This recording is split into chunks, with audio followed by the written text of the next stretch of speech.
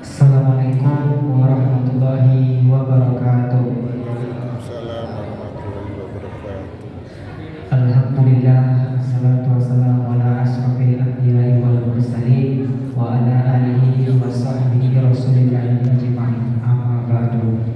Pertama-tama mari kita panjatkan puji dan syukur atas kehadiran Allah, yang mana hingga sampai malam ini kita masih diberikan kenikmatan, rahmat dan taufiknya, bagaimana kita bisa dapat berkumpul di masjid yang kita cintai ini. Salawat serta salam tak lupa pula kita panjatkan kepada baginda Rasulullah Sallallahu Alaihi Wasallam. Allahumma sholli ala Sayyidina Muhammad wa ala ali Sayyidina Muhammad. Yang terhormat Bapak Ketua Masjid Nurul Falah beserta jajaran, yang terhormat Bapak Ketua RW 02, dan yang terhormat Bapak-bapak, ibu-ibu, pemuda-pemuda, adik-adik jemaah Masjid Nurul Falah yang dirahmati Allah.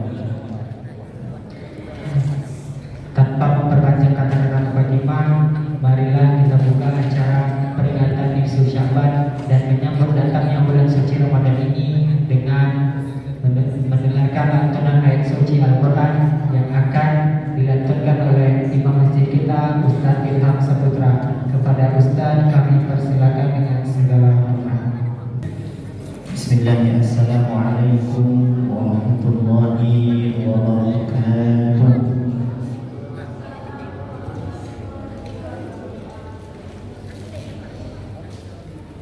A'udzu billahi minasy syaithanir rajim.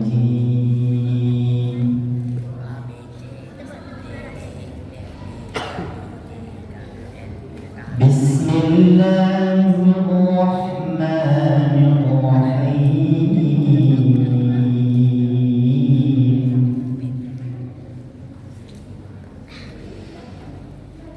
Syahrul Ramadan alladzi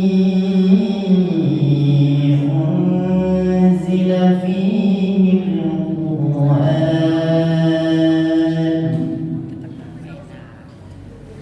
hudan lin-nas wa bayyinatin minal huda wal furqan.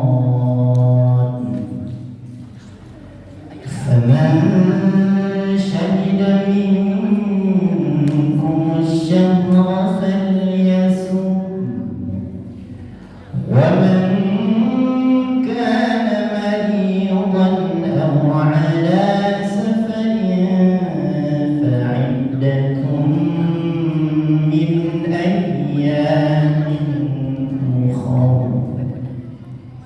Yuridu Allahu bikumul yusra wa la yuridu bikumul 'usra wa litukmilul 'iddata wa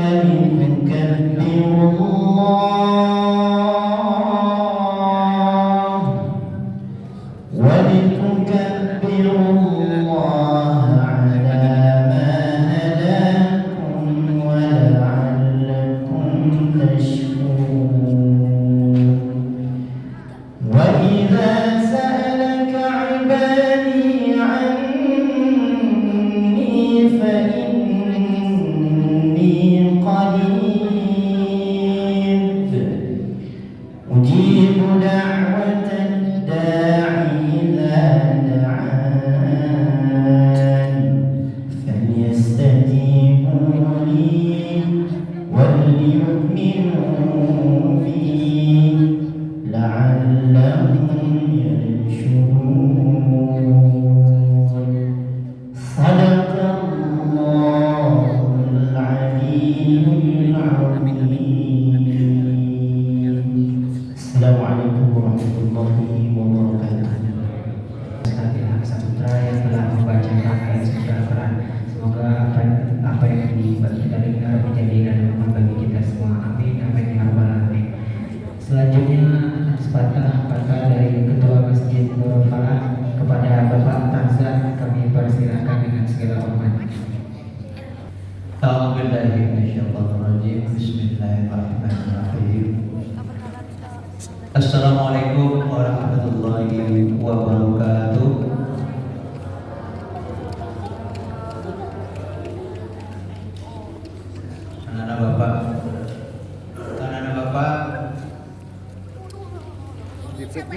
Yang mengucapkan salam sunnah, yang menjawab wajib. Kata Ustaz Randy duduk aja. Kurang semangat anak-anak remaja. Saya ulangi lagi. Assalamualaikum warahmatullahi wabarakatuh. Waalaikumsalam warahmatullahi wabarakatuh. Alhamdulillah.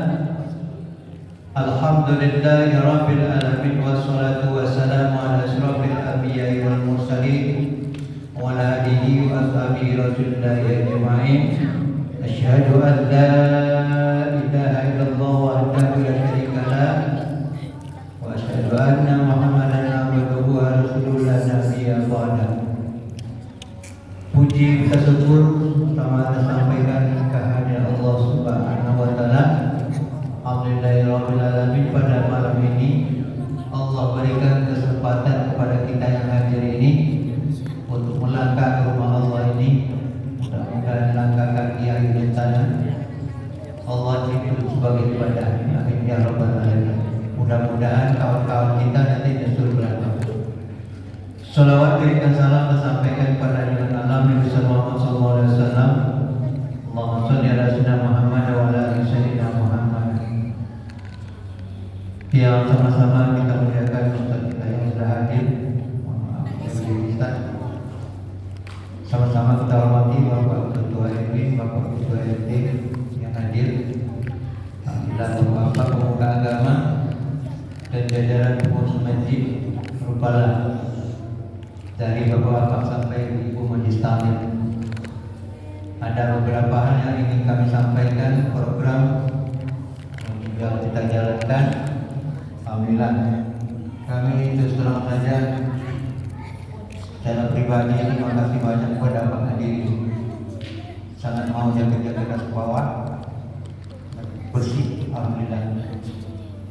Dan kepada kita semua, insya Allah hari Minggu itu besok ketoroyangan menyambut Ramadan. Bapak-bapak, ibu-ibu yang ada waktu kesempatan, mohon kehadirannya. Alat-alat besok kita bawa kebersihan-kebersihan. Kaca-kaca kita bersihkan sampai ke atas MDA, sampai ke lingkungan. Mudah-mudahan puasa nanti jemaah kita senang. Parkir mobil bisa belakang dapat bisa Allah. Dan yang kedua, program yang sudah dijalankan sudah 3 hari pengecatan bagian di atas ya. Mudah-mudahan puasa ini sama-sama dan kita nikmati. Dan kami atas nama dituakan pengurus Masjid Nur Balang, kami manusia biasa banyak kesalahan, kekurangan. Untuk itu kami mohon maaf yang sebesar-besarnya. Namun demikian, apabila ada langkah kami yang kurang tepat, tolong ditegur. Tegur saja Pak, ya. Jangan melalui orang lain, langsung aja. Kalau melalui orang lain banyak pak-paknya. Dan yang ketiga, kepada anak-anak kami, masuk Ramadan ini ikuti Ramadan. Kayak remaja, sholat anaknya, jangan tinggalkan sholat.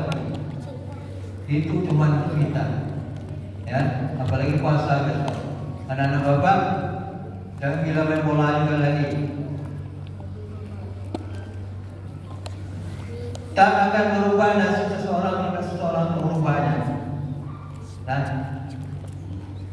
mohon maaf bapak-bapak ya, kami agak santai sama anak-anak. Itu mungkin sementara kami sampaikan. Terima kasih atas kehadiran kita bersama. Kayaknya ibu kurang. Ada apa? Mungkin ibu ngantuk malam ya. Kita luruskan aja Pak Ibu ya. Kita harapkan nanti nyusul dia. Mudah-mudahan jangan ada tak belakang. Jadi kita tamu Allah Pak Ibu ya. Jadi kalau ada kekurangan di pengurus, kalau bisa dimaklumi. Kalau bisa tegur langsung. Nah, demikian bila itu hidayah. Assalamualaikum warahmatullahi wabarakatuh.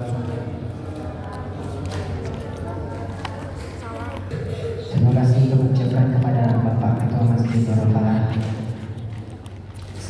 Nampaknya Bapak RW kita tidak berkenan hadir, maka dari itu kita langsung masuk ke inti acara, yaitu ceramah agama yang akan disampaikan dan ditutup dengan doa oleh Ustaz Maulana Muhammad Yusuf Al-Hafidh. Kepada Ustaz kami persilakan dengan segala hormat.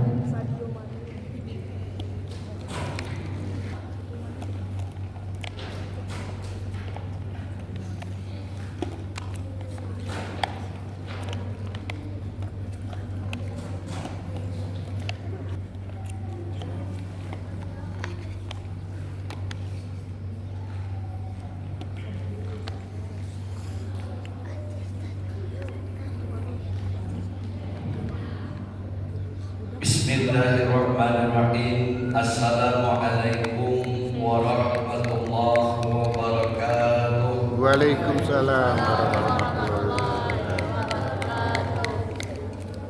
Alhamdulillah. Alhamdulillahirabbil alamin. Wassalatu wassalamu ala asyrafil anbiya'i wal mursalin wa ala wasahbihi ajma'in, amma ba'du. Pertama-tama tidak bosan-bosannya kita bersyukur kepada Allah Subhanahu wa taala atas berbagai macam nikmat yang Allah Subhanahu wa taala berikan kepada kita. Nikmat yang paling agung, nikmat yang paling besar adalah nikmat iman dan Islam.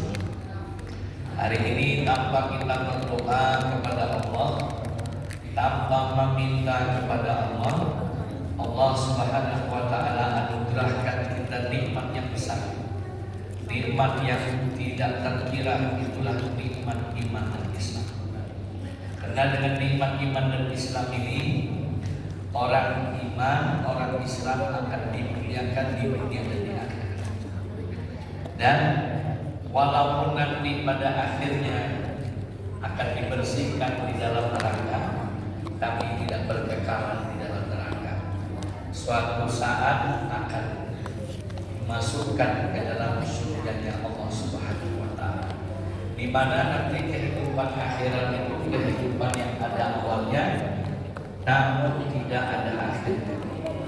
Salawat dan salam mudah-mudahan Allah Subhanahu wa taala sampaikan kepada Nabi dan Nabi Muhammad sallallahu alaihi wasallam dengan ucapan Allahumma shalli ala sayyidina Muhammad wa ala ali sayyidina Muhammad. Mudah-mudahan dengan kita bersalawat, cinta salawat dan memperbanyak salawat ke atas baginda Nabi Muhammad sallallahu alaihi wasallam, mudah-mudahan semua kita mendapatkan syafaat baginda Nabi Muhammad sallallahu alaihi wasallam di yaumil qiyamah. Amin. Sebelum kita masuk kepada inti pembicaraan kita, saya ingin menyapa dulu Bapak Ibu yang hadir di sini. Apa kabar semuanya, Bapak Ibu? Alhamdulillah sehat. Sehat. Alhamdulillah. Kita ini banyak-banyak bersyukur kepada Allah, diberi nikmat sehat sehingga kita ini dapat berkumpul di rumah Allah Subhanahu wa taala. Ya. Tempat yang paling baik di permukaan bumi itu rumah Allah. Masjid-masjidnya Allah Subhanahu wa taala. Dan nikmat sehat itu Bapak Ibu, itu lebih mahal daripada nikmat harta. Kenapa? Karena banyak orang yang rela, yang mampu berkorban untuk menjual hartanya semata-mata untuk mendapatkan kesehatan. Mudah-mudahan Allah Subhanahu wa taala memberikan kita kesehatan lahir dan batin, istiqomah selalu, dan di akhir hayat kita berharap kepada Allah Subhanahu wa taala mudah-mudahan kita semua dianugerahi husnul khotimah, mati yang baik di sisi Allah. Amin. Amin ya rabbal alamin. Jadi judul kita malam ini adalah menyambut bulan suci Sya'ban dengan menyambut Ramadan ini istirahnya banyak. Ya tidak apa-apa. Kalau nisfu Sya'ban, ya nisfu Sya'ban itu kan pertengahan bulan Sya'ban. Nah kalau pertengahan bulan Sya'ban itu hari Senin malam Selasa malam. Ya. Karena nisfu Sya'ban ini kan bahasa Arab. Memang kalau kita bicara tentang Islam itu nggak lepas daripada bahasa Arab. Al-Quran itu bahasa Arab. Jadi bahasa Arab Al-Quran itu bahasa yang paling tinggi. Memang beda cara bawaannya. Al-Quran beda dengan bahasa Arab yang biasa sehari-hari diucapkan, memang beda. Makanya orang Arab itu wajib juga belajar Al-Quran. Bukan kita saja yang wajib mempelajari Al-Quran. Jadi bahasa Arab itu bahasa yang tinggi, itu bahasa Arab. Yang kedua bahasa baginda Nabi Muhammad Sallallahu Alaihi Wasallam. Nah, bahasa-bahasa Nabi Muhammad itu diteliti oleh para ulama. Bagaimana Nabi Sallallahu Alaihi Wasallam itu menyampaikan?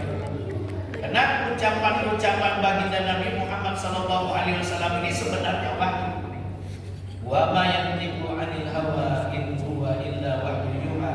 Tidaklah baginda Nabi Muhammad Sallallahu Alaihi Wasallam itu beromong, bercakap-cakap kecuali wahyu yang diwahyukan oleh Allah Subhanahu Wa Taala kepada. Sebenarnya bukan ucapannya saja yang dibimbing oleh Allah, gerak-geriknya, tingkah lakunya, ketetapannya, pemikirannya, itu semua wahyu. Makanya kalau kita mau masuk Islam, ya, kita kan mengucapkan syahadat. Asyhadu an la ilaha illallah wa asyhadu anna Muhammadar Rasulullah. Nah, aku bersaksi bahwa Tuhan yang berhak untuk sembah itu hanya Allah dan tidak ada selain Allah Subhanahu wa taala. Dan aku bersaksi dan aku berjanji bahwa Nabi Muhammad sallallahu alaihi wasallam itu adalah utusan Allah, dan aku berjanji aku mau mengikuti arahan-arahan yang diarahkan oleh baginda Nabi Muhammad sallallahu alaihi wasallam. Baru itu namanya muslim. Muslim itu kan artinya orang yang berserah diri, menyerahkan dirinya kepada Allah dan Rasulnya, namanya muslim. Kalau yang laki-laki disebut muslim, kalau yang perempuan disebut muslimah. Jadi bahasa Nabi itu bahasa yang di bawah Al-Quran, itu bahasa baginda Nabi, bahasa hadis-hadis. Nah, kalau di bawah bahasa hadis-hadis itu bahasa-bahasa sahabat-sahabat baginda Nabi Muhammad SAW. Karena bahasa sahabat itu kalau kita lihat dalam ayat sahabat itu banyak usul-usul ada. Banyak usul itu nggak bisa diterjemahkan secara literal, nggak bisa. Coba apa artinya setiap payung sebelum hujan? Itu nggak bisa diterjemahkan sedia apa, payung apa, sebelum hujan apa, ayo, ya kan? Ada udang di balik apa? Di balik bakwan. Ada udang di balik batu. Itu kan bahasa-bahasa yang tak bisa diterjemahkan perlahan, itu tidak bisa. Maka dalam bahasa Arab itu ada usul-usul bahasa Arab. Ya. Makanya perkataan sahabat itu luar biasa juga. Nah, di bawah itu kan bahasa Arab semua itu. Kemudian di bawah percakapan sahabat itu adalah percakapan para ulama. Jadi bahasa ulama juga beda ya dengan bahasa orang awam, beda. Kalau kita lihat dalam kitab-kitab seperti kitab yang saya bawa ini namanya Hasyiatul I'anatul Talibin, ya, juz 2 halaman 256 sampai dengan 257. Ini bahasanya juga nggak biasa. Jadi kalau misalnya memang seseorang itu ingin menggeluti Islam, dia belajar bahasa Arab. Bahasa Arab dipelajari, kemudian belajar dengan guru. Karena kalau orang nggak belajar dengan guru itu, kata patah Arab, man lam yakun lahu syekhun fasyekhun lahu syaitan. Siapa yang tidak punya guru, maka gurunya adalah syaitan. Makanya kalau kita belajar agama itu kan Di pondok-pondok itu Pak Nani, Pak Firus, Pak Haji Tarjan. Pak Haji Indra, Pak Tarzan, itu ada sanad-sanadnya. Ya. Jadi guru ini ke guru ini ke guru ini sampai kepada Rasulullah. Bahkan kalau lihat sanadnya itu kita bukan hanya sampai kepada Rasulullah, tapi Rasulullah, Jibril sampai Allah Subhanahu wa taala bersama. Artinya inilah yang dulu guru-guru kita pernah ngajarin. Maka penting kita cari guru yang baik, guru yang benar, pemahaman agamanya yang lurus. Nah, itu penting. Bapak Ibu hadirin yang dirahmati oleh Allah Subhanahu wa taala, kalau bahasa Arab yang biasa ya seperti orang-orang awam biasa. Karena bahasa Arab yang sekarang yang kalau kita pergi ke Makkah, Madinah, itu kan amiyah bahasa Arab. Kalau bahasa-bahasa dalam anak-anak pondok, dalam kitab ini kan kalau bilang iya itu maaf. Tapi kalau misalnya orang-orang di Arab Saudi ya, itu bilang iya itu aibah. Jadi kalau dibilang itu bahasa kerennya, bahasa keren, bahasa gaul. Kalau orang-orang sana itu orang-orang Amia, orang-orang Saudi, kalau bilang yang mana satu, pilih yang mana satu, dia tinggal bilang Aish. Aish itu asal katanya dari Ayu Syahidin. Ayu Syahidin itu artinya yang mana satu. Di mana? Kalau kita kan dalam pondok atau dalam kitab atau belajar bahasa Arab Mushaf itu fi aina, di mana. Kalau orang-orang Saudi bilangnya fe di mana, kan itu bahasa gaul.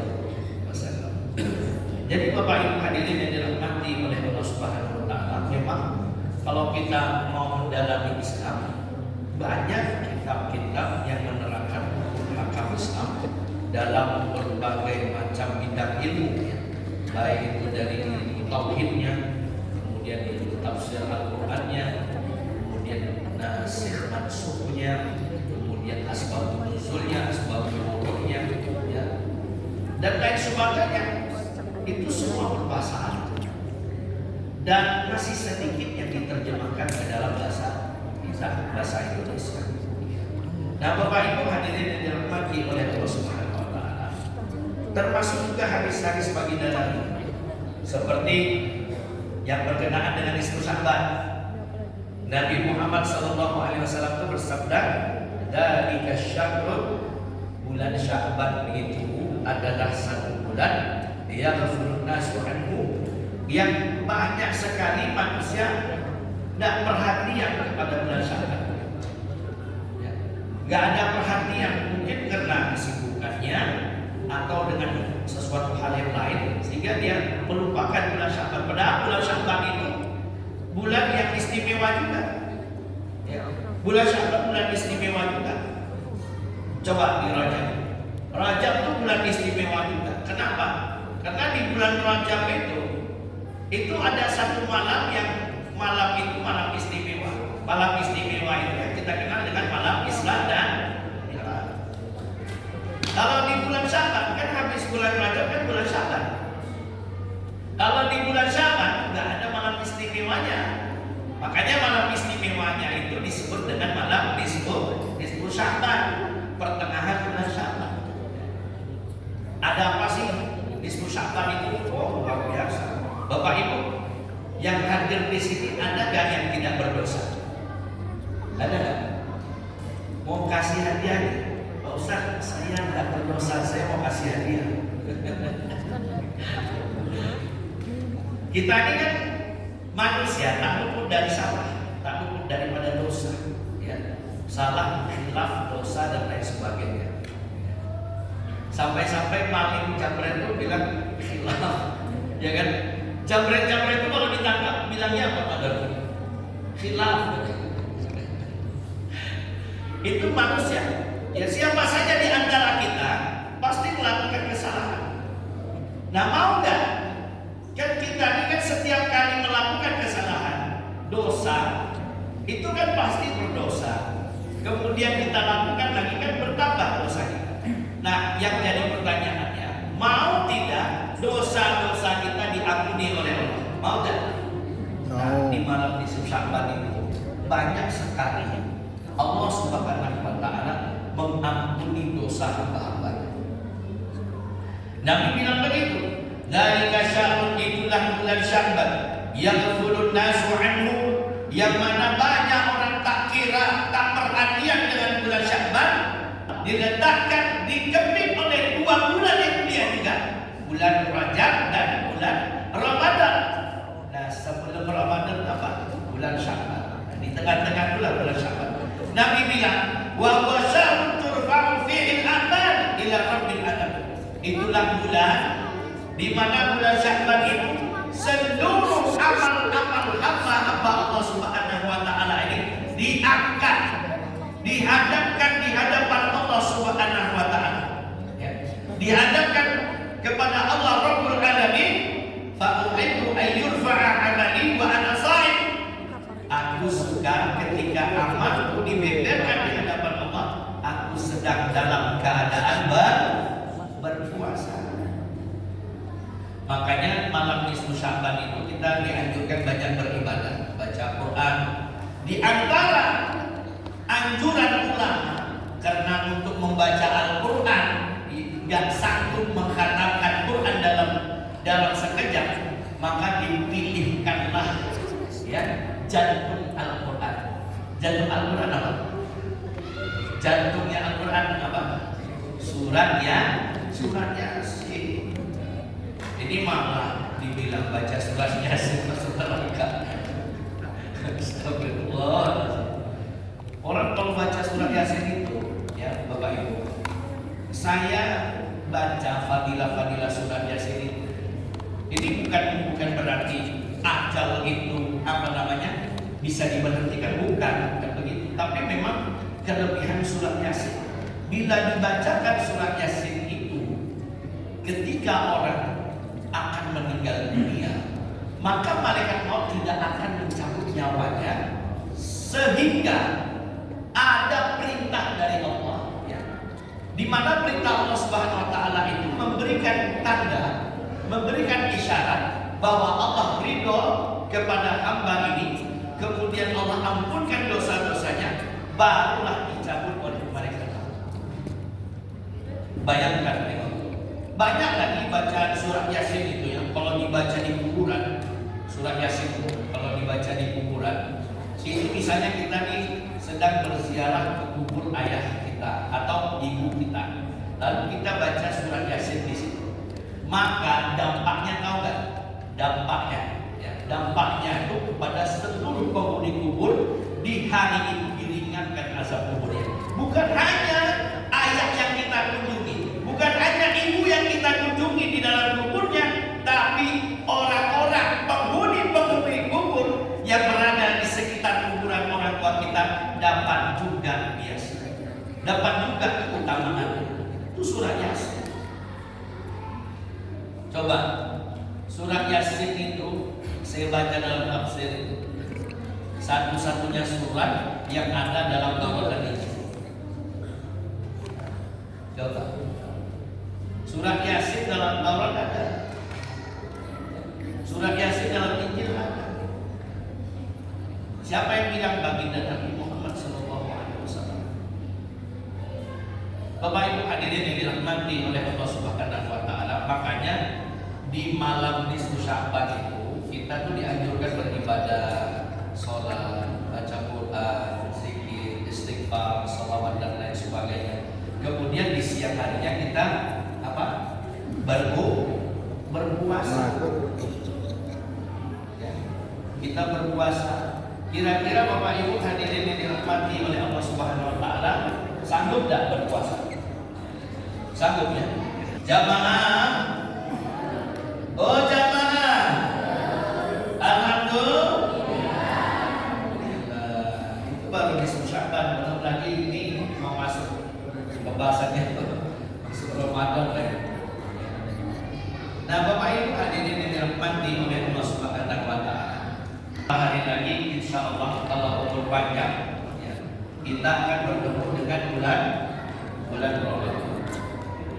Kalau berbicara bulan Ramadan ini pimpinannya para bulan. Kenapa kami bilang pimpinannya para bulan? Kalau hari itu ada pimpinannya. Hari Senin, Selasa, Rabu, Kamis, Jumat, Sabtu, Ahad, ya, balik ke Senin lagi. Itu di antara hari-hari itu siapa pemimpinnya? Hari Jumat. Hari Jumat itu dikenal dengan apa? Sayyidul Ayyam. Sayyidul Ayyam itu apa? Pimpinannya para hari. Kalau pimpinannya bulan apa? 12 bulan dari apa? Ya, sampai Hijjah. Ya, 12 bulan itu pemimpinnya adalah bulan Ramadan. Kok bisa Pak Ustaz? Bulan Ramadan itu bulan yang dipilihkan oleh Allah. Yang pilih Allah, bukan kita yang pilih. Allah pilih bulan Ramadan itu bulan dipilih oleh Allah untuk diturunkan Al-Quran. Bulan yang Allah Subhanahu wa Ta'ala berikan satu malam, yang mana kalau kita dapat malam itu kita nilai ibadah kita itu sama dengan 1000 bulan. Siapa di sini yang sanggup sholat 1000 bulan gak putus-putus? Puasa 1000 bulan gak putus-putus? Jihad 1000 bulan gak putus-putus? Siapa yang sanggup? Gak ada. Ini kan kita itu kan dengan umat-umat terdahulu beda jauh Bapak Ibu. Ya, orang-orang terdahulu umurnya ada yang 300 tahun, ada yang 900 tahun, ada yang 1000 tahun lebih. Ya. Umur, jadi di antara umat yang paling pendek umurnya itu adalah umur umat baginda Nabi Muhammad Sallallahu Alaihi Wasallam.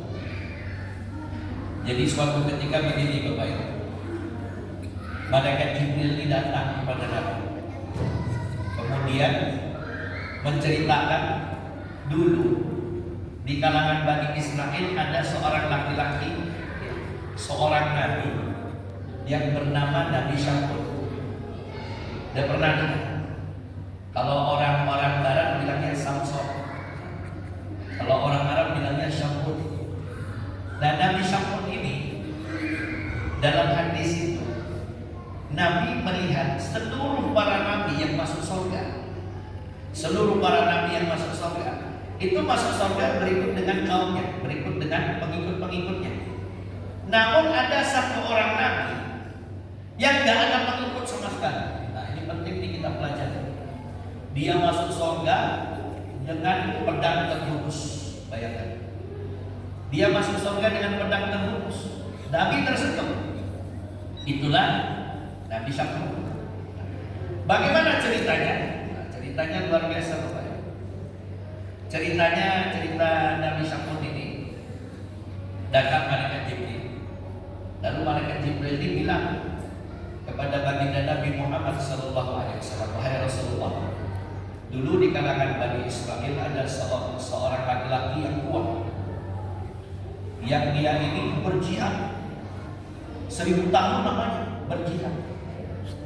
Jadi ini kalau kami boleh menambahkan komentar, ini sebenarnya nazar apa nih? Nazarnya Nabi Syamul. Ketika Nabi Syamul itu dikhianati oleh istrinya, ya makanya penting kita ini mendidik istri Bapak Ibu, yang mendidik istri supaya istri kita ini sejalan, sepaham dengan kita, ya sama-sama mengharapkan ridho Allah. Kalau tidak sejalan, maka istri ini akan menjadi pengkhianat. Ini maaf loh, ibu-ibu, jangan tersinggung. Ya, ini kisahnya Nabi Syamul. Jadi Nabi Syamul ini nabi yang kuat, gak pernah terkalahkan. Dia punya senjata itu dari rahang onta. Senjatanya Nabi Syamul ini itu diberi nama Liha Jamal. Maka setiap hari berjuang di jalan Allah, berjihad. Nggak ada yang bisa ngalahin Nabi Syamul. Sampai-sampai Raja Israel buka sayembara. Buka sayembara, siapa yang bisa menangkap Syamul maka akan diberi hadiah yang banyak sekali. Datanglah pegawai-pegawai istana kepada istrinya Nabi Syamul. Kopi. Kemudian dibujuklah istri Nabi Syamul ini agar mendapatkan hadiah dari Raja Israel. Tergiur, ya, kamu hanya mengikat suami, ikat dia dengan tali tambang. Nanti kalau dia tanya siapa yang mengikatku, maka katakan istrimu. Aku hanya mencoba kekuatanmu sampai di mana kekuatanmu. Akhirnya Bapak Ibu, tali tambang itu diambilnya. Di malam hari diikat suaminya tadi. Sini deh. Ketika Nabi Syamul hendak sholat malam, maka dilihatnya bangun dia, dilihatnya tangan dan kakinya sudah terikat dengan tali tambang. Maka dia bilang pada istrinya, wahai istriku, siapa yang mengikat itu? Aku, wahai suami. Kenapa kau mengikat? Sekedar ingin lihat sampai di mana kekuasaan. Maka Nabi Syamul dia berdoa kepada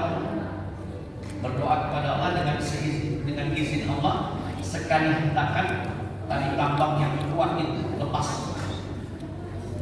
Maka malam berikutnya juga diikat, tapi bukan dengan tali tambang, dengan rantai.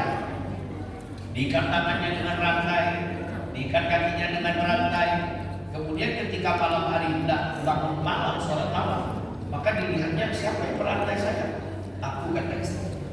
Sekedar untuk melihat sampai di mana kekuatan. Maka dia berdoa pada Allah, dengan sekali hentak maka rantai tadi putus. Rantai yang besar itu putus.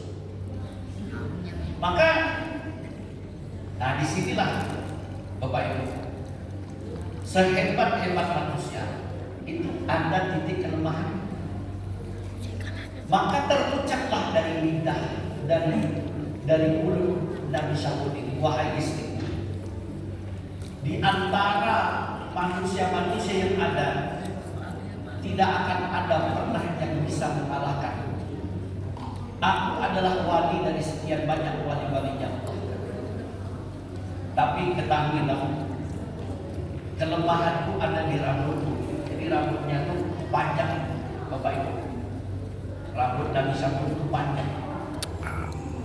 Maka ketika tahu istrinya bahwa kelemahannya di rambutnya itu, maka diambillah rambutnya Nabi Syamul ketika tidur, lalu diikatlah tangan dan kakinya dengan rambutnya Nabi Syamul. Ketika Nabi Syamul bangun malam, dilihatnya tangannya diikat dengan rambut, kakinya diikat dengan rambutnya. Maka Nabi Syamul bilang, siapa yang melakukan ini? Aku sekedar ingin melihat sampai mana kekuatan. Maka dia berdoa pada Allah. Allah belum mengizinkan. Memang tidak bisa dilepaskan, artinya dipotong, dibawa ke istana, disiksa di istana. Nah, inilah penderitaan para nabi.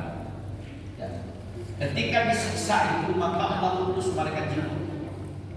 Wahai Jibril, turun. Maka bisikkan kepada Syamul apa yang diinginkan. Maka ketika malaikat Jibril bertemu dengan Nabi Syamul ketika dizalimi oleh Raja Israel dan orang-orang istana itu dizalim, disiksa, maka apa kan? Kembalikan kekuatan, bahkan lebih kuat daripada sebelumnya. Rupanya itu diijabah Allah. Raja Nabi Syamul tadi bernazar. Apa nazarnya? Ya Allah, kembalikan kekuatan kepadaku, dan aku bernazar aku akan berjihad selama 1000 bulan. Berjihad 1000 bulan. bulan tanpa henti. Bayangkan, siapa di sini yang berani berperang 1000 bulan tanpa henti? Malam dia bertahajud, siang dia berpuasa, sampai berjihad 1000 bulan lamanya. Jadi Nabi Syamud itu menunaikan nazarnya sampai 1000 bulan. Mendengar kisah ini, Bapak Ibu hadirin yang dirahmati oleh Allah, sahabat-sahabat nangis. Wahai Rasulullah, kita ini kan umat yang pendek-pendek, gak bisa kita menandingi orang-orang terdahulu.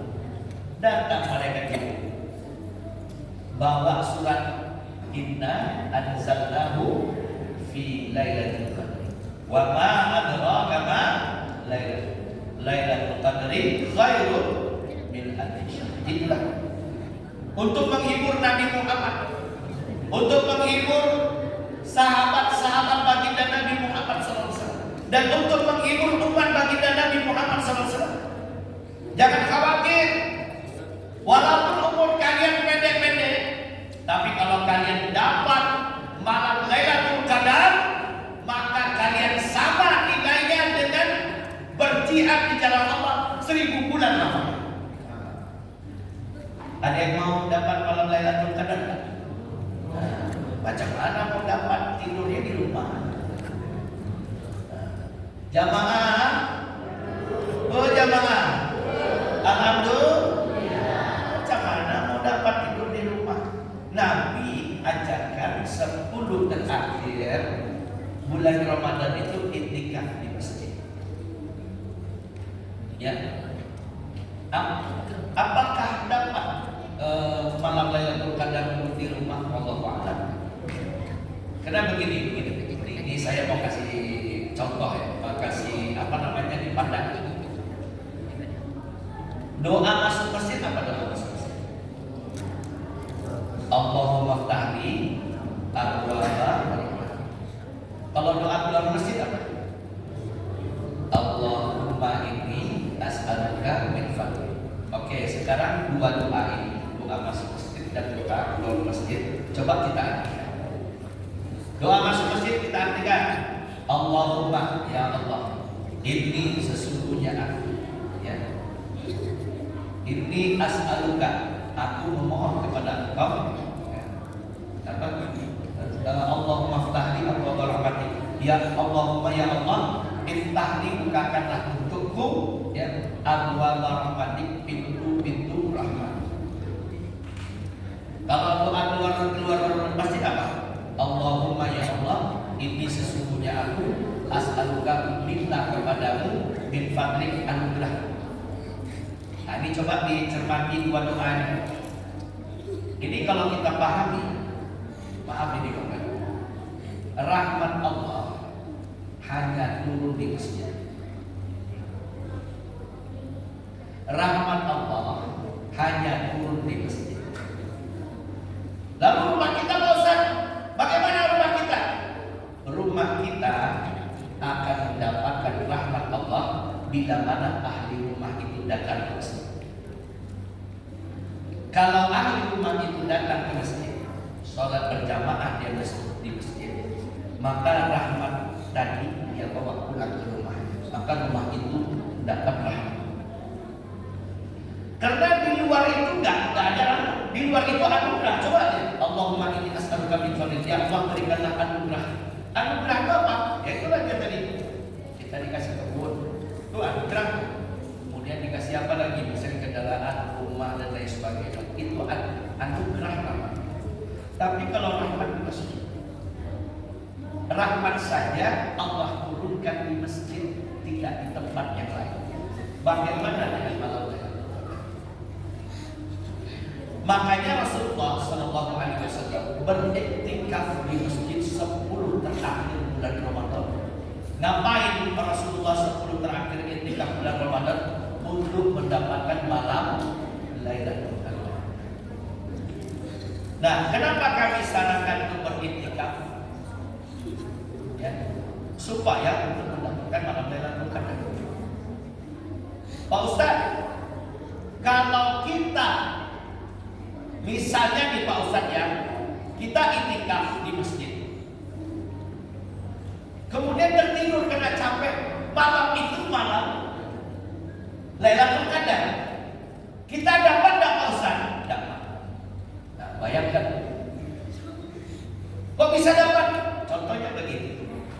Ada orang sebelum tidur dia niat sholat tahajud. Ya. Kena kecapean, dia nggak bangun sampai subuh. Kira-kira dapat nggak? Dapat nggak pahala tahajud? Dapat. Innamal a'malu binniyati wa innamal likulli imrin ma nawa. Itulah niat.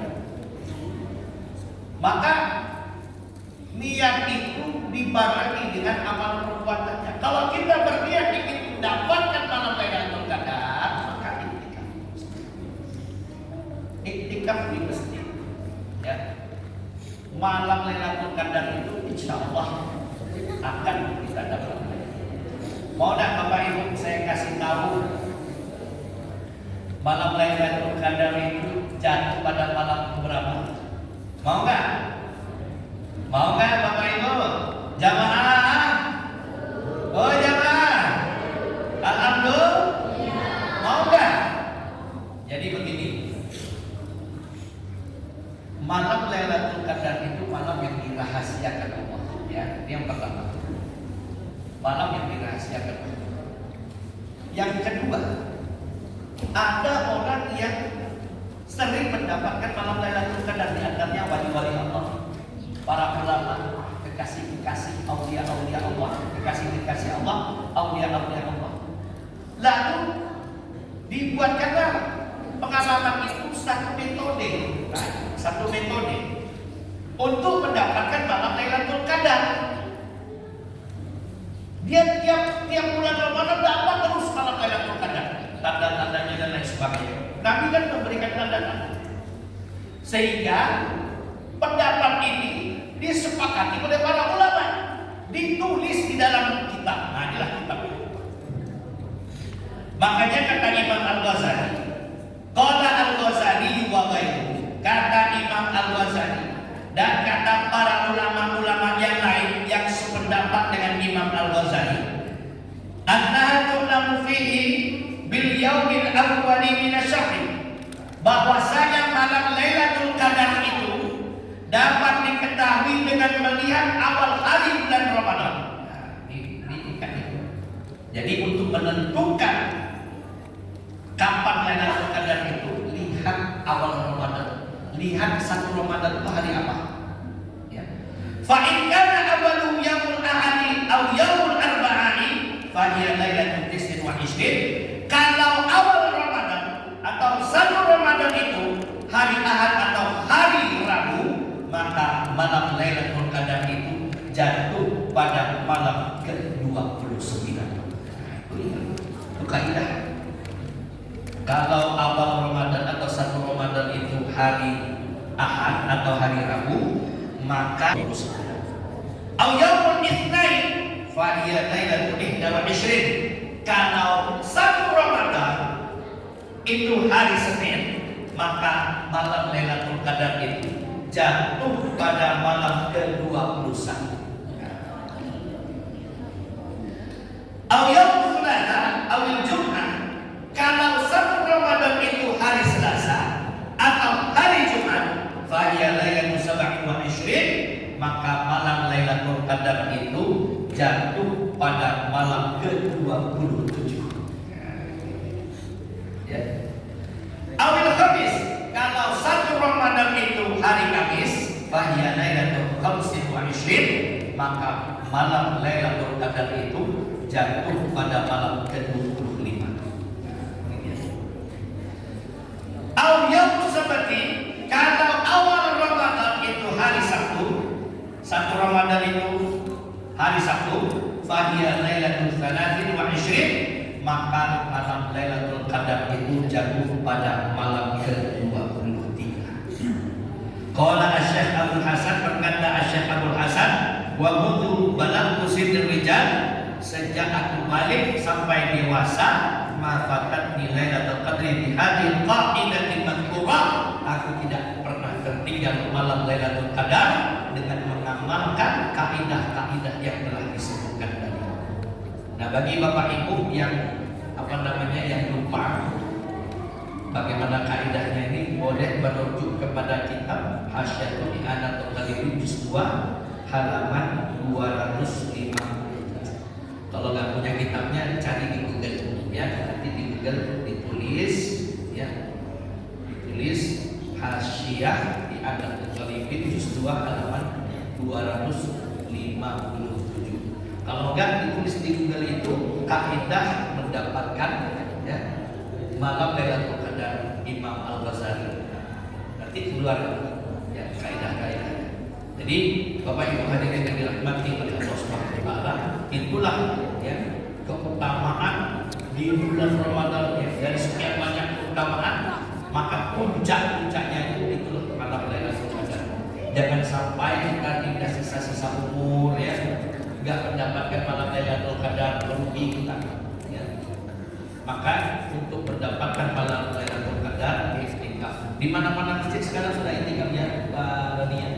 Jenderal, di mana-mana masjid sudah i'tikaf, pengurus-pengurus masjidnya sudah membuatkan fasilitas, bahkan dibuatkan apa?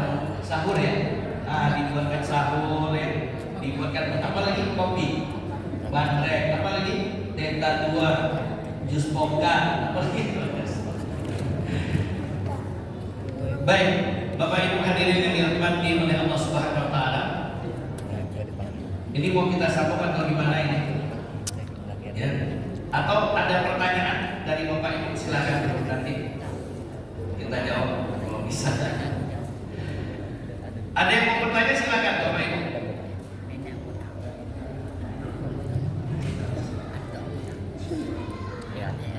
Ngaji santai. Yang kedua yang menyampaikan saya nanti di bulan Ramadan. Ini maaf ini, jangan kita meremehkan amalan-amalan sunnah di bulan Ramadan ya. Supaya nanti kalau di bulan Ramadan sudah terbiasa, nanti di luar Ramadan jangan kita nggak amalkan. Jadi amal-amal yang kita amalkan di bulan Ramadan, amalkan juga di luar bulan Ramadan. Karena bulan Ramadan itu bulan tarbiyah. Kita tuh dididik untuk terbiasa melakukan amal soleh. Nah, di antara amal soleh itu amal sunnah. Nabi bersabda, "Man taqarraba fihi bi khaslatin." Siapa yang mengamalkan amalan sunnah pada bulan Ramadan. Nah, amalan sunnah. Siapa yang mengamalkan amalan sunnah di bulan Ramadan, kana kaman adda fardhatan fi masiwa. Maka nilainya seperti mengamalkan amalan fardu pada bulan-bulan yang lain. Wa man adda fardhatan fi, lalu siapa yang mengamalkan amalan fardu pada bulan Ramadan, karena kaman ada 70 fardhatan fi masiwahu, maka nilainya seperti mengerjakan 70 amalan fardu pada bulan-bulan yang lain. Ini begini nih. Kalau kita bandingkan ya, amalan fardu dengan amalan sunnah itu belum ada apa-apanya amalan sunnah. Kalau dua rakaat sholat subuh itu kan wajib fardu. 2 rakaat sholat subuh, kemudian dilanda dengan 1000 rakaat sholat tahajud. Kira-kira yang mana yang lebih tinggi nilainya? 2 rakaat sholat subuh wajib dan bisa ditandingi walaupun dengan 1 triliun sholat tahajud, menandingi 2 rakaat sholat wajib subuh. Gak ada apa-apanya triliun dan tahajud. Bukan tidak ada fadilah, sholat tahajud itu luar biasa juga fadilahnya. Saya mau menerangkan yang wajib dengan yang sunnah, bedanya antara langit dan bumi, gak bisa disamakan ya. Makanya ini satu lagi nih Bapak Ibu, maaf ini perlu saya sampaikan. Bagi Bapak Ibu yang pernah meninggalkan sholat wajib, itu gak bisa dengan istighfar habis sholat wajib, itu gak bisa Bapak Ibu ya. Harus qada itu. Sebagaimana Bapak Ibu meninggalkan puasa Ramadan ya, qada puasa Ramadan. Begitu juga dengan sholat. Dulu waktu jadi preman simpang atau preman pasar ya kan, mabuk dulu misalnya kan, waktu muda-muda dulu main motor ngeng gitu ya, Pak Doni. nggak sholat, itu bakal dimintai pertanggungjawaban di hadapan Allah. Ini gini, hutang kepada manusia saja membuat kita tidak masuk surga. Hutang kepada manusia, contohnya apa? Kita pernah berhutang, jangankan 100 juta, Hutang bakwan aja itu nggak akan bakal kita masuk surga. Bakwan saja. Walaupun kita di ahli sholat berjamaah, sholat tahajud dan segala, tapi nggak mau bayar hutang nggak bakal masuk surga. Mungkin dulu bapak ibu pernah SMA pergi ke kantin makan lontong, makan bakwan.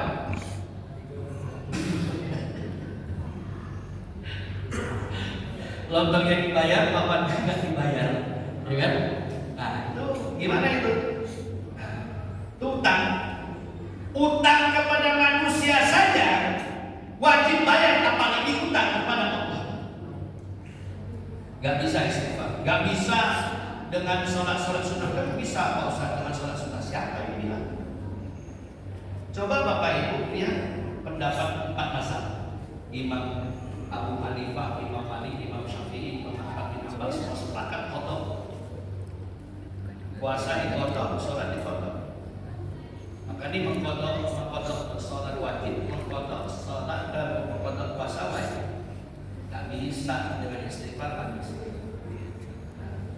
Pak Ustaz, kalau seandainya dah meninggal dunia, yang mengqadhakan ahli waris anak-anak bisa tak? Bisa. Bisa. Misalnya dah meninggal dunia, jadi ibu-ibu pengen tinggal dunia dulu, harus diqadhakan anak-anak yang enggak. Atau bapak-bapak pengen nanti bilang sama anaknya,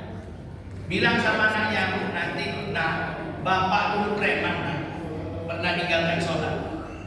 Ya tolong qadhakan sholat. Jadi bapak sholat berapa lama tak sholat? 40 tahun tak sholat. 40 tahun tak sholat. Apa kata anaknya? Bapak makan nangka, awak kita getahkan. Jamaah. Yuk. Oh jamaah. Yuk. Alhamdulillah. Penting ya. Mengqadha. Kenapa kita mengqadha sholat? Ini saya mau sampaikan. Satu sholat wajib yang kita tinggalkan itu nama kita sudah tercantum dalam pintu gerbang api neraka jahanam. Kita mesti memasuki api neraka jahanam itu satu hukum lama. Satu hukum itu berapa lama? 80 tahun akhirat. Satu hari akhirat berapa lama Bapak Ibu? Fi yaumin miqdaruhu alfasanatin mimma ta'udun. Satu hari di akhirat itu sama 1000 tahun menurut perhitungan dunia. Jadi kalau misalnya kita kalikan 1000 kali berapa? 80 tahun ya, 80 tahun 360 hari kali 80 kali 1000 dapat jumlahnya berapa? 28.800.000 tahun mendam dalam api neraka karena hanya meninggalkan satu sholat wajib. Kalau 2 kali sholat wajib kalikan 2. Kalau 40 kali atau 400 kali atau 40 tahun kalikan berapa? Itu baru dosa meninggalkan sholat wajib. Belum dosa makan, belum dosa hati, pikiran, telinga, tangan, belum durhaka kepada kedua orang tua, belum dosa berbohong dan lain sebagainya. Itu baru dosa meninggalkan sholat. Pak Ustaz, kalau misalnya kita mengqadha sholat tapi belum selesai qadha sholat itu, kita sudah meninggal dunia, dianggap lunas oleh Allah. Dianggap lunas. Boleh nggak kita kredit Pak Ustaz? Boleh. Kredit sholat itu, diangsur sholat itu. Jadi diangsur sholat subuh, diangsur nanti sholat zuhurnya, nanti apa besok diulang lagi istiqomah terus boleh.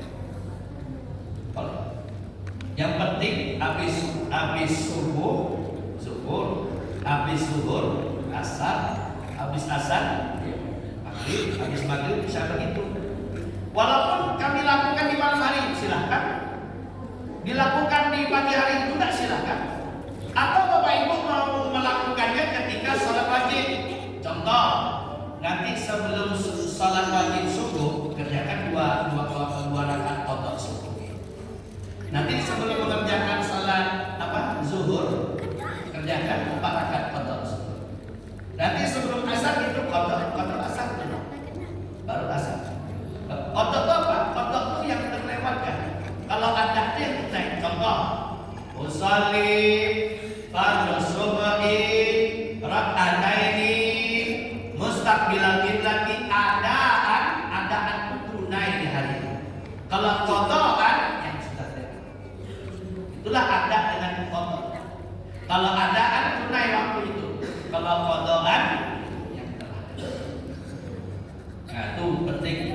Kemudian tadi saya dengar juga Pak Ketua bilang anak-anak sholat gitu kan. Ini Bapak Ibu tolong dikasih tahu anak-anaknya supaya mengerjakan sholat. Ya, kenapa begitu? Ini saya mau kasih kisah nyata ya.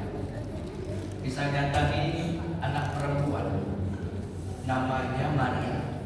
Ini cantik, putih, bersih, tapi tidak mau sholat. Ini kisah nyata, tidak mau sholat. Nah, kisah ini didapat dari orang yang memandikan. Didapat dari orang yang memandikan. Maka ketika anak ini sudah tamat SMA, dia tamat pertanian. Bukan orang tuanya tidak mau mengajarkan, orang tuanya terus mengingatkan, tapi anak ini memang tidak mau sholat. Nah, ketika dia tamat sekolah dan melanjutkan studi ke perguruan tinggi, ke kuliah, gara-gara dia tidak mau sholat, maaf, jatuhlah dia kepada pergaulan bebas. Kenapa Pak Ustaz? Karena sholat itu menjamin seseorang itu tidak akan pernah melakukan perbuatan keji dan perbuatan mungkar. Inna sholata tanha 'anil fahsya'i wal munkar. Karena anak tadi tidak mau mengerjakan sholat, masuk ke perguruan tinggi, jatuh dia kepada pergaulan bebas, maaf, sampai melakukan hubungan suami istri. Ya, ini kan dosanya luar biasa. Sampai mabuk-mabukan narkoba dan lain sebagainya. Nah, pada suatu malam dia dengan rombongan kawan-kawannya itu naik mobil dalam keadaan lajunya super laju. Akhirnya kecelakaan. Teman-temannya selamat, luka-luka, dia meninggal di tempat. Dan kemudian dibawalah pulang ke rumah. Kalau mayat itu kan biasa kita kasih kain penutup sampai kepala. Maka dipanggillah perempuan yang bisa memandikan mayat putrinya ini. Ketika sang pemandi tadi membuka tutup kepala, terkejut dia. Coba bisa nggak Bapak Ibu bayangkan kenapa dia bisa terkejut? Anak tadi kan saya bilang tadi putih, cantik, bersih. Ketika meninggalnya hitam. Jadi saya merinding ini menceritakan. Mudah-mudahan tidak ada dalam keluarga kita. Ya. Hitam, bagaimana? Itulah warna hitam itu bukan warna hitam. Dia putih, Bapak Ibu. Waktu hidupnya putih. Karena gara-gara meninggalkan sholat, maka wajahnya hitam. Ya. Wajahnya hitam. Nah, Bapak Ibu hadirin yang dirahmati oleh Allah Subhanahu wa Ta'ala, itu satu kejadian nyata. Ada lagi, ini laki-laki tampan ganteng, tidak mau sholat, ya. Kemudian meninggal dunia, nggak tahu apa, kemudian meninggal dunia, kemudian datanglah orang yang mati mayatnya itu, dibuka tutup kepalanya, nggak ada perubahan, nggak ada perubahan. Tapi ketika disiramkan dengan air yang bercampur di dalam, itu seperti terbakar wajah. Nah, ketika dimasukkan ke liang lahat, kan biasanya kan kita kalau masukkan mayat ke liang lahat itu dihadapkan wajahnya ke arah kiblat. Ini setiap kali diarahkan ke arah kiblat, baliknya ke belakang. Dibalikkan lagi ke arah kiblat, baliknya ke belakang lagi. Tentu takut orang yang dalam itu keluar. Maka dia cerita, ini mayat ketika kami letakkan ke arah kiblat, wajahnya ke arah kiblat, maka balik ke belakang. Maka minta fatwa kepada para ulama, ya, kalau memang tak bisa arahkan wajahnya ke arah kiblat, maka biarlah arah selain kiblat, belakang benda jalan. Kemudian ulama tadi tanya kenapa anak tadi bisa semacam itu. Maka diceritakan anak laki-laki yang ganteng itu, ya, adalah orang yang meninggalkan sholat. Maka ulama tadi membaca hadis. Apa hadisnya? Man ahabba liqa Allah, ahabba liqa'ah. Wa man kariha liqa Allah, kariha Allah liqa'ah. Siapa yang suka berjumpa dengan Allah, Allah suka berjumpa dengan. Siapa yang benci berjumpa dengan Allah, Allah benci berjumpa dengan. Sebenarnya orang sholat itu kan berjumpa dengan Allah. Karena dia tidak mau melaksanakan sholat, maka Allah buktikan di dunia ini Allah tak mau menghadapkan wajahnya ke arah kiblat. Allah tak rela. Tak rela. Nah, anak yang perempuan tadi saya lupa juga ketika dimandikan itu, Bapak Ibu, ya, anak perempuan tadi yang wajahnya berubah jadi hitam tadi, maaf ini mengeluarkan kotoran dari mulutnya, bukan kotoran kita ini, maaf, kotoran dari perutnya. Biasanya kotoran perutnya kan lewat belakang. Karena anak perempuan tadi ini meninggalkan sholat, maka maaf, airnya keluar dari mulut, keluar terus kapan? Sampai-sampai yang memandikan mayat itu tak tahan lagi. Sampai-sampai diambil tadi, diikat lehernya itu supaya tidak keluar air dari mulutnya itu, ya, dari mulutnya itu tetap keluar. Ini kan penghinaan. Artinya ketika dia tidak mengerjakan sholat, maka Allah Subhanahu wa Ta'ala memberikan siksaan sebelum mendapatkan siksaan. Nah, ini kasih tahu Bapak Ibu kepada anak-anak kita, jangan sampai anak-anak kita meninggalkan sholat. Ya. Anak saya itu 11, ya, anak saya 11, yang laki-laki 6, yang perempuan 5. Nah, kecil-kecil sudah kami bangunkan subuh. Ya. Jangan kita merasa nanti kesian Pak Ustaz masih kecil. Ini ya, Bapak Ibu mau tidak berkumpul dalam surga dengan keluarganya? Mau tidak? Pastilah mau, ya, pasti mau. Maaf ini, apakah orang yang berkumpul di dunia berkumpul juga di dalam surga? Bisa dia, bisa tidak. Kalau anaknya suka beribadah seperti orang tuanya, akan dikumpulkan dalam surga. Tapi kalau anaknya tidak mau beribadah, orang tuanya saja yang beribadah, maka dipisah. Anak di dalam neraka, orang tua di dalam surga. Seperti Nabi Nuh, anaknya di mana? Neraka. Nabi Nuh di mana? Di dalam surga.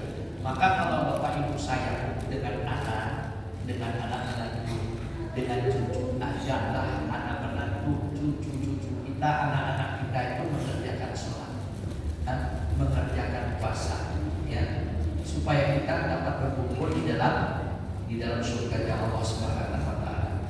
Mungkin sampai situ saja Bapak Ibu hadirin yang dirahmati oleh Allah Subhanahu wa Ta'ala. Pada kesempatan yang lain kita akan sambung lagi.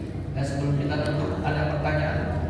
Kalau tidak ada, kita tutup dengan doa, ya. Mari kita bacakan surat Al-Fatihah. Mudah-mudahan perjumpaan kita ini dirahmati oleh Allah, ya, diberi kesehatan untuk menghadapi bulan Ramadan, sehingga kita bisa memaksimalkan ibadah kita di bulan Ramadan nantinya. Wa khususan ala hadhihi niyyah salihah Al-Fatihah. A'udzu billahi minasyaitonir rajim. Bismillahirrahmanirrahim. Alhamdulillahirabbil alamin. Arrahmanir rahim. Maliki yaumiddin. Iya. Iyyaka na'budu wa iyyaka nasta'in. Ihdinas siratal mustaqim. Siratal ladzina an'amta 'alaihim ghairil maghdubi 'alaihim waladdallin. A'udzu billahi minasyaitonir rajim. Bismillahirrahmanirrahim. Alhamdulillahirabbil alamin.